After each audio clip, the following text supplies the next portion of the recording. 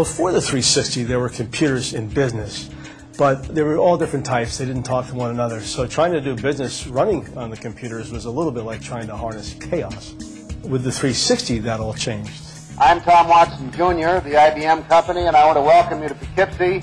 We've asked you to be here to share with us the most important product announcement that this corporation has ever made in its history.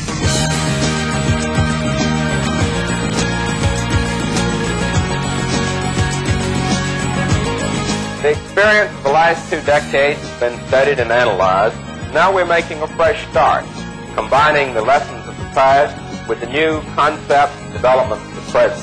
Not before today has anybody offered a single data processing system capable of answering virtually every need of any user, any industry.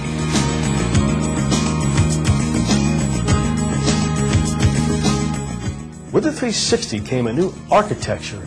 Programs written on a smaller computer would work on a bigger computer. If you needed that computer, as your company grew, you could add computers and not lose that investment. The division has, as you now know, developed solid logic technology that represents a substantial step forward in performance, cost, automated design, and testing. We found that with the introduction of the 360 that it was the first line of computers that had a real console on it. It was the first time where you had an opportunity to manage what was going on in the machine. We were able to process information exponentially faster.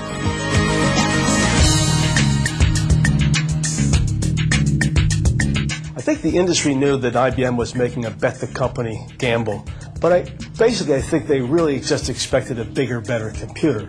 No one expected a computer that would change the face of business. The first intention was to automate the billing system. It was very helpful in that time because we can collect the money faster than before.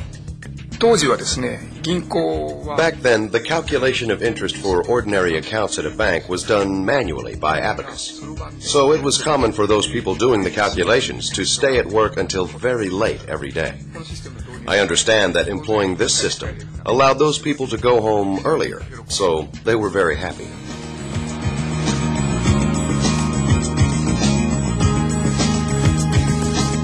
You know, the 360 and the mainframe didn't just revolutionize the IT industry. With the 360, the modern software era was born.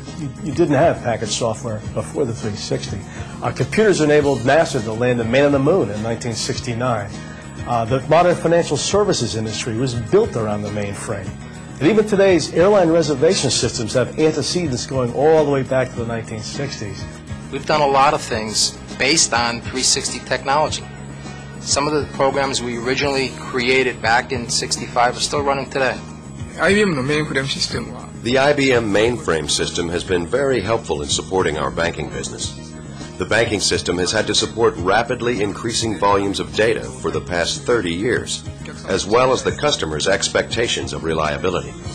The role of mainframe systems has been substantial, so it has accomplished its goal, and we very much appreciate it.